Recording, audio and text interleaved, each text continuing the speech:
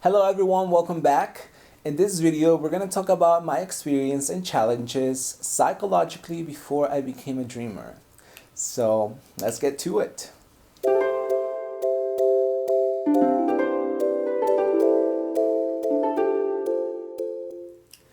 So my experience before DACA got signed into law was very much as living in obscurity. I was living in the shadows. I was an illegal immigrant. As you guys already know, or if you don't know, DACA was signed into law in 2012. As we speak, it's 2019. I am on my fourth term with this privilege. And so I came into the US when I was 10 years old in 2001. So there was a big chunk of time from 2001 to 2012 where I was living in the shadows. And I feel like that creates a lot of insecurities. It creates a lot of emotional issues and eventually some psychological damage that I had to push through and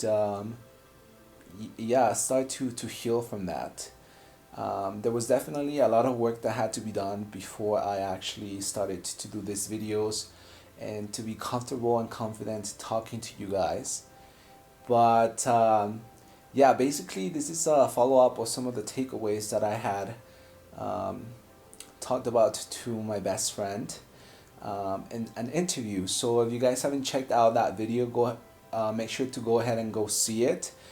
It was me telling my best friend for the first time that I was a dreamer, and it got very candid and honest, and we touched base on a lot of issues, but one in particular that stood out to me was that psychological part of my experience before actually having the privilege to be a DACA recipient and becoming a dreamer.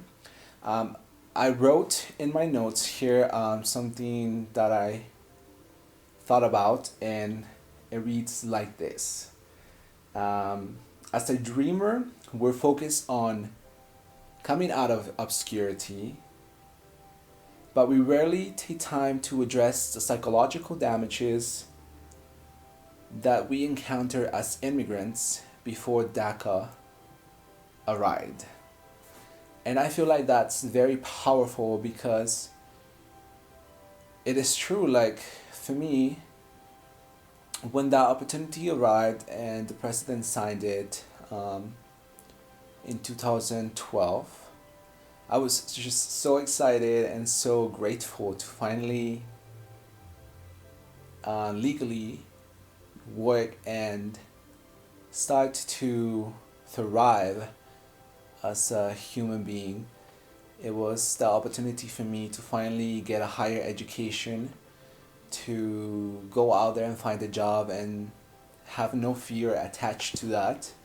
So I was just overwhelmed with greatness and just being very, very excited about just being a little more of a normal human being in US society, right? But in that excitement, I kind of just buried my feelings inside of the actual journey that it took to be there, right? So I feel like only a few months ago I started to address those, and I found out that there was a lot of stuff that was affecting me psychologically that I kind of just buried on the back of my head and never actually addressed it. So it was definitely tough to reach back to that time and dig deep and face my demons per se, and just try to heal from that.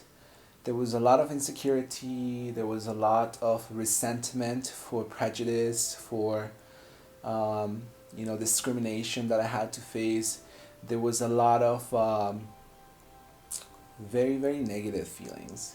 And so I feel like it is important for us dreamers to just sit back and, you know, have that talk to ourselves. Like, for me, it was very powerful just to clear my mind, to, you know, step away from all the distractions that are going on out there from all sides. I think there is a lot of like political debates going on, a lot of like people trying to chime in and give their take on the issue, a lot of people making assumptions about who the dreamers are, um, and overall just a lot of people having something to say about our experience, right?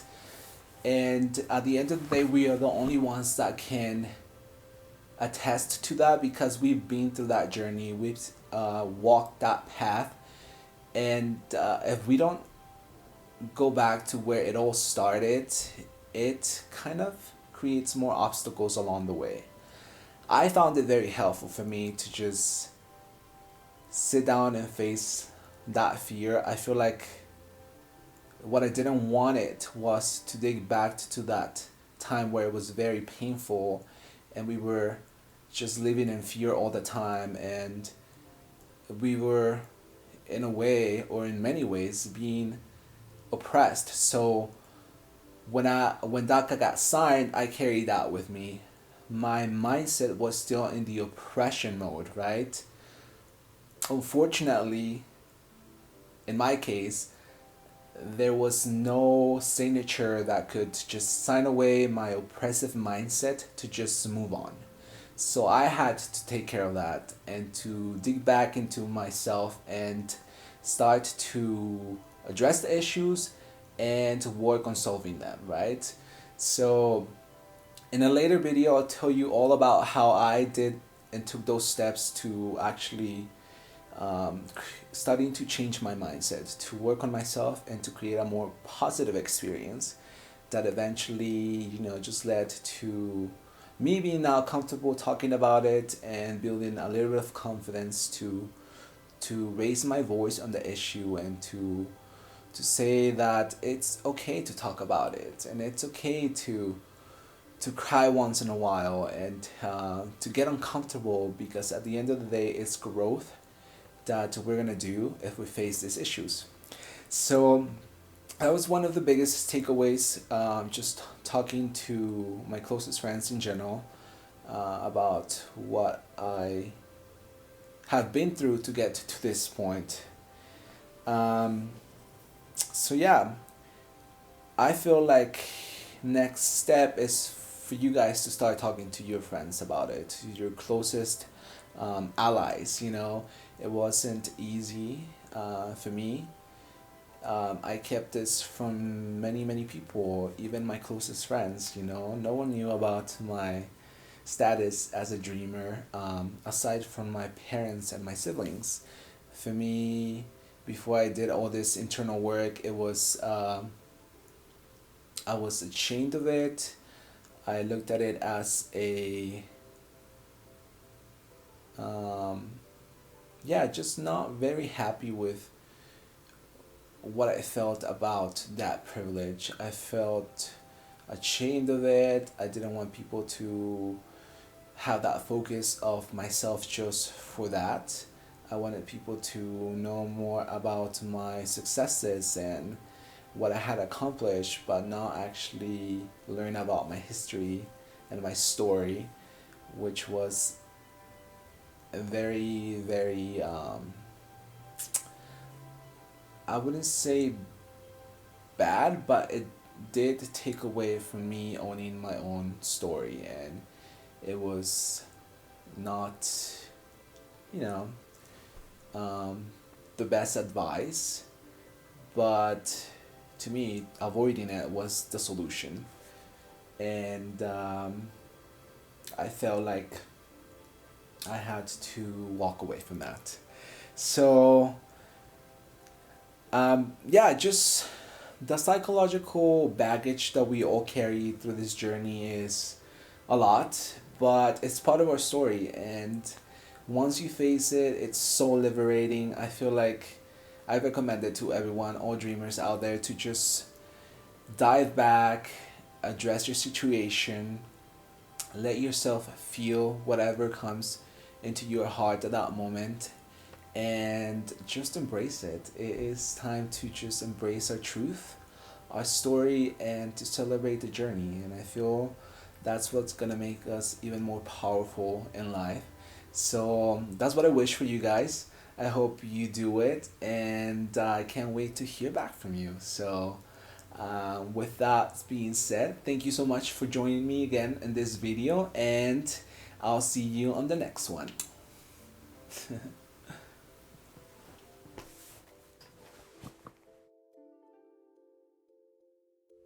Hello dreamers and dreamer allies. Thank you so much for joining me on another video.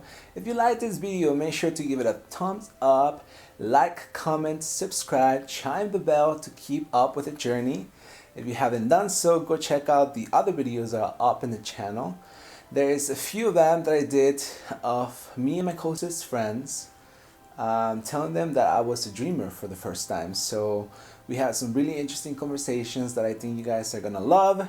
So keep up with the journey, and dreamers, remember, keep on dreaming. See you next time.